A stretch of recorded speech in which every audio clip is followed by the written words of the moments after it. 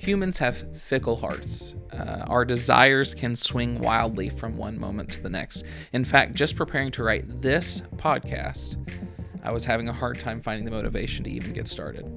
So what do you do when you have goals to work towards on days that you just aren't feeling it? This week on the Content Machine podcast, we're talking about how having a process can help you build discipline even when the motivation just isn't there.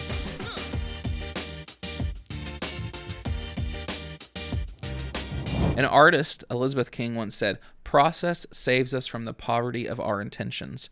I love this quote because it's so very true in human life.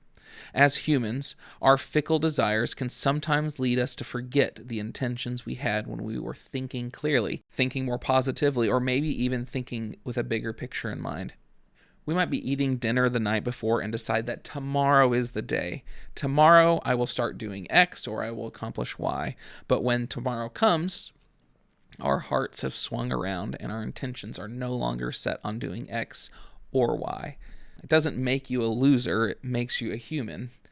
But I think this is what Elizabeth King meant when she said the phrase, poverty of our intentions. The poverty is fought by discipline. Discipline is capitalized on by a process and a plan. Being able to make a plan is somewhat easy. Sticking to and executing that plan, that's where the magic is. Having a process around important things in our lives can give us the ability to be successful in those activities, even if our intentions or motivations have taken a dip in that moment. So look, if I was able to make a plan the night before and execute that plan perfectly the next day, every day, I would have conquered the world by now.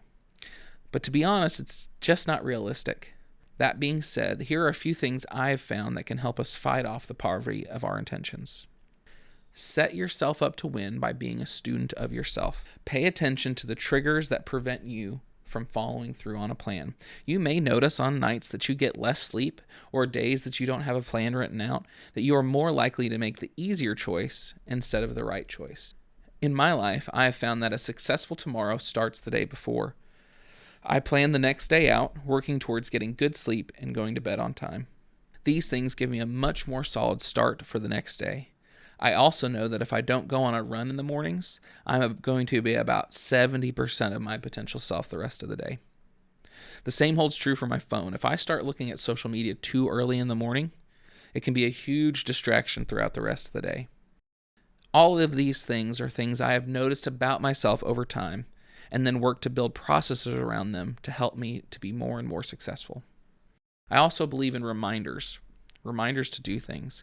These can be notes on the wall or perhaps, in a more modern sense, your phone's reminders app giving you notifications to do things.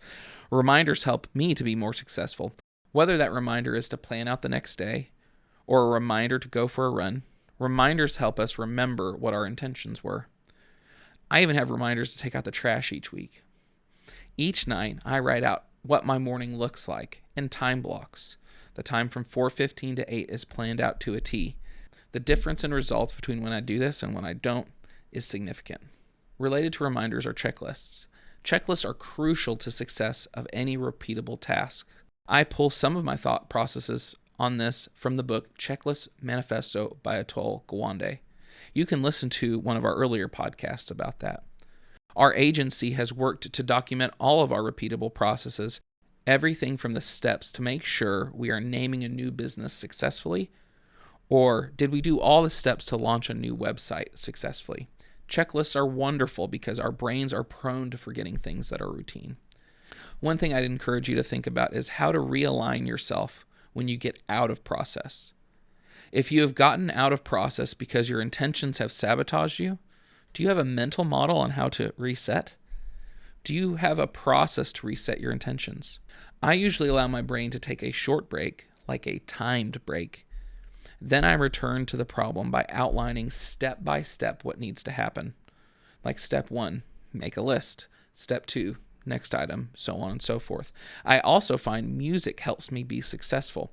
Usually focus style music like the Deep Focus lo-fi beats or Middle Earth lo-fi playlists on Spotify. Learning to overcome your intentions with a process will change your world for a better. Thanks for listening to this episode of the podcast. As always, if you enjoyed it or found it helpful, please leave a comment or shoot us an email. If you have time this week, we'd love to hear back from you. Let us know, do you have any processes in place in your life? What are the steps you take to get back on track when you get derailed?